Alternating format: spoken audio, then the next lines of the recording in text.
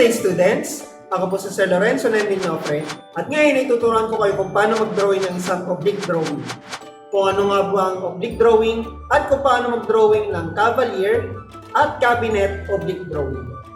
Kaya tara, simulan natin. Ang oblique drawing ay isang pictorial drawing o three-dimensional drawing kung saan yung front view ay nakalagay sa parallel of plane of projection or sa horizontal line. At ang isang part ay naka-angle either 45 or 30 degrees. Meron tayong dalawang klaseng oblique drawing. So meron tayong cavalier at cabinet oblique drawing. So sa cavalier, dinodrawing natin siya in full scale or actual measurement. For example, nagbigay po tayo ng sukat na 10 cm, 10 cm po natin siya i-drawing. Or kung nagbigay tayo ng sukat na 12 cm, 12 cm natin siya isusukat.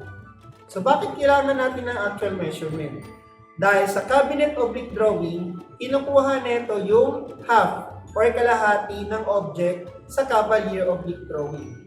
For example, sa cavalier oblique drawing ay meron tayong 12 cm. Sa cabinet oblique drawing naman, ang kalahati ng 12 ay 6. 6 cm sa cabinet oblique drawing. Another example is 14 cm sa cavalier oblique drawing yung depth o yung lalim. Since 14 yung sa cavalier, kalahati sa cabinet, 7 cm naman sa cabinet oblique drawing.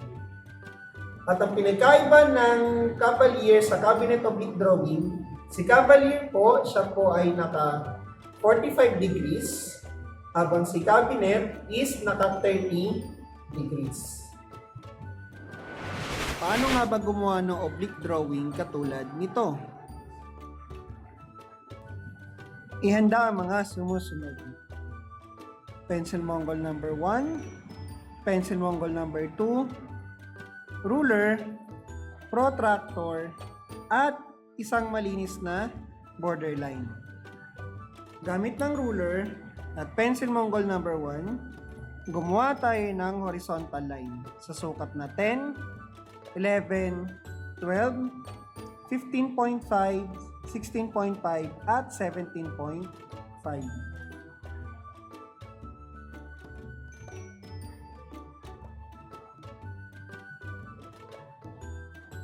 Gamit ng ruler at pencil Mongol number 2, maglagay tayo ng vertical line sa sukat na 14.4. Simula dito hanggang dito lang. So meron na tayong dalawang lalagyan ng oblique drawing. So dito muna tayo mag-focus sa left side kung saan maglalagay tayo ng cavalier oblique drawing. Gamit na ating ruler at pencil Mongol number 1, maglagay tayo ng 8 cm na tuldok. Gamit ulit ng ruler at pencil Mongol number 2, maglagay tayo ng 4 cm na linya pabalik. So balik rin natin ang ating ruler at maglagay tayo ng eksaktong 4 cm na linya. Hindi sa sobra, hindi kukulang. Ilagay natin yung 0 cm dito sa tuldok, 4 cm na linya. Gamit nating protractor at pencil Mongol number 1, maglagay tayo ng 45 degree na marka. Para gawin yun, ilagay natin na ating protractor, center na ating protractor sa tuldok, baseline sa horizontal line, at baligtarin natin ang ating protractor. Paano binaligtad? So yung 9 ay nasa right side, yung 0 ay nasa left side.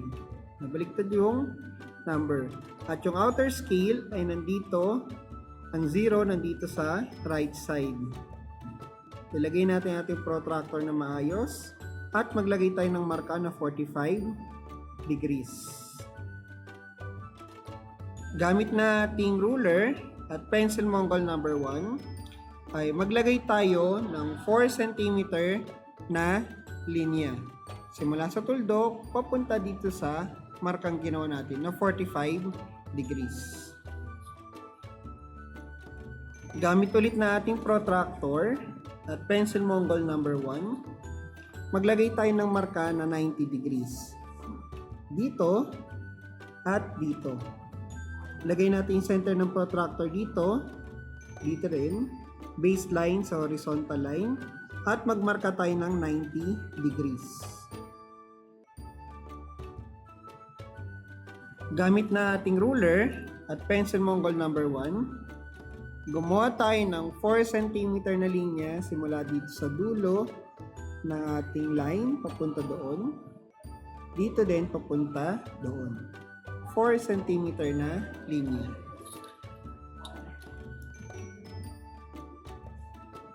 Ipag-connect natin yung linyang ito papunta dito.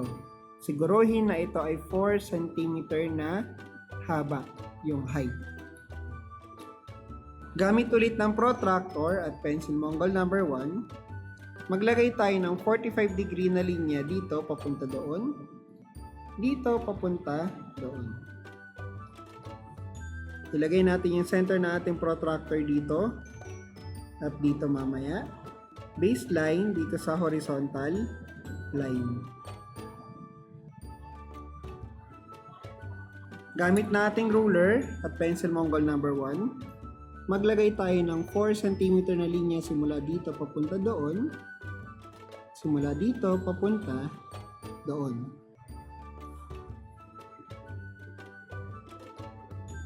Gamit na ating pencil Mongol number 1 at ruler, i-connect natin yung linya ito papunta doon at linya dito papunta doon.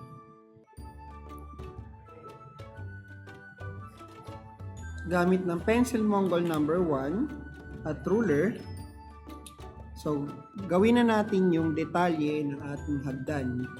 Magsimula muna tayo dito sa top view. Hatiin natin ito, top view, sa sukat na 2 cm. Maglagay lamang tayo ng diagonal line na maghahati dito sa top view. Maglagay din tayo ng 2 cm dito sa gitna ng ating front view. Ganon din, gawin na rin natin dito sa side view. Tig to 2 cm.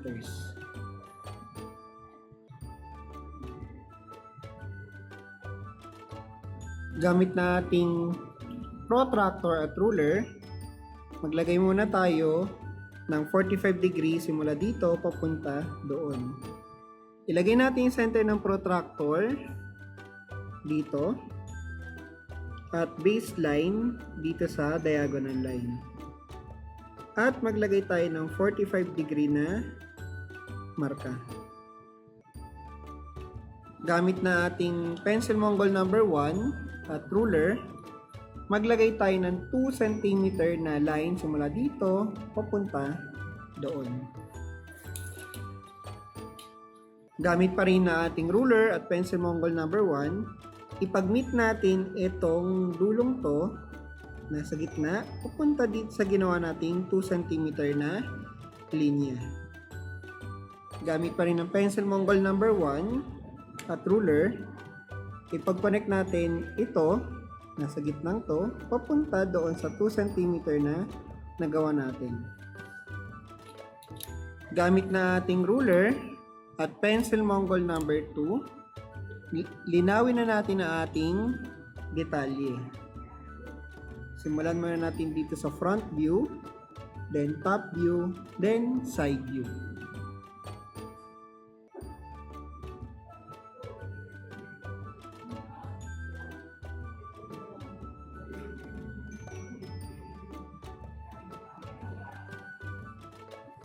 So, nagawa na natin ang Cavalier. Burahin muna natin ang mga unnecessary lines sa ating drawing.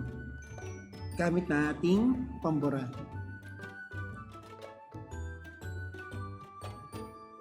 So, malinis na ating gawa. So, pangalanan naman natin itong Cavalier. At meron na tayong Cavalier oblique drawing. Gamit na ating ruler at pencil Mongol number 1, maglagay tayo ng 8 cm na tuldok. At gamit ng pencil Mongol number 2 at ruler, maglagay tayo ng 4 cm na linya pabalik. Ilagay natin ang ating ruler 0 cm sa tuldok at gumawa tayo ng saktong 4 cm na linya. Gamit na ating pencil Mongol number 1 at protractor, maglagay tayo ng 30 degree na marka. Baliktarin natin ating protractor ulit. Yung 9 ay nasa right side, yung 0 ay nasa left side. At maglagay tayo ng 30 degree na marka. Ilagay natin ating protractor, center na ating protractor sa tuldok, baseline sa horizontal line. Gamit na ating ruler at pencil Mongol number 1, maglagay tayo ng 2 cm na depth o linya simula sa tuldok papunta doon sa ating marka. Bakit 2 cm? Dahil kalahati po ng cavalier ay sa cabinet. So, 4 cm sa cavalier, 2 cm sa cabinet oblique drawing. Gamit ulit na ating protractor at pencil Mongol number 1, maglagay tayo ng 90 degrees angle dito at dito. Lagay lamang natin ating center ng protractor dito, dito din, baseline sa horizontal line. Gamit ng ruler at pencil Mongol number 1, maglagay tayo ng 4 cm na linya simula dito papunta doon, dito papunta doon. Ipag-connect po natin ang ating line simula dito papunta dito gamit ng ruler at pencil Mongol number 1. Gamit na ating protractor at pencil Mongol number 1, maglagay ulit tayo ng 30 degree angle dito at dito. Ilagay muna natin ang ating center ng protractor dito at dito, baseline sa horizontal line. Baliktarin natin yung ruler o protractor rather at lagay natin yung protractor, center ng protractor doon sa point natin. Gamit ulit na ating ruler at pencil Mongol number 1, maglagay tayo ng 2 cm na linya simula dito papunta doon, dito papunta po doon.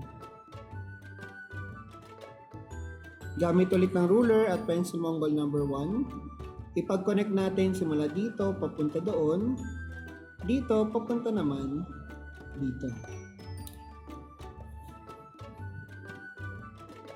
Gamit na ating ruler at pencil Mongol number 1, maglagay tayo ng tig 2 cm dito, dito, hati dito 2 cm at 2 cm din dito sa top view, front view at side view.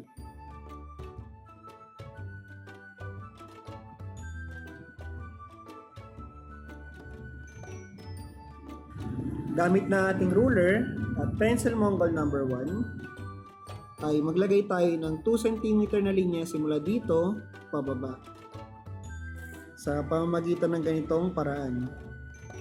Lagay natin ang ating ruler dito at dahan-dahang galawin ang ruler papunta po doon. Pag nandito na ating 0 cm, maglagay tayo ng 2 cm na linya pababa.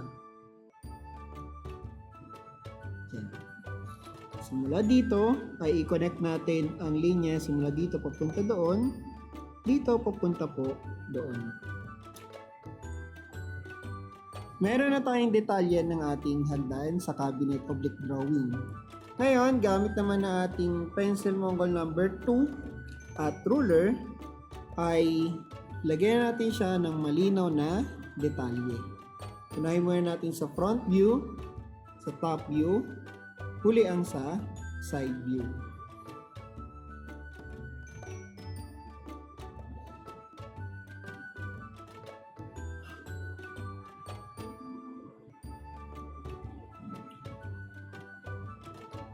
Gamit na ating pambura, burahin natin ng mga unnecessary lines at mga excess lines. Gamit na ating pencil Mongol number 2, lagyan natin ang salitang cabinet para sa cabinet oblique drawing.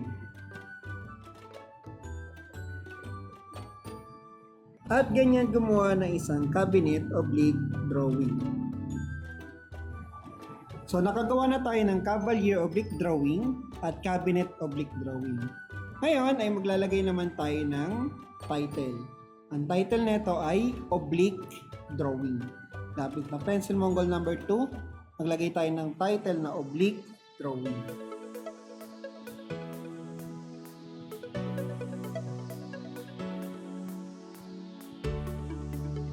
At ganito gumawa ng isang oblique drawing. Ipasa ang inyong gawa sa takdang araw.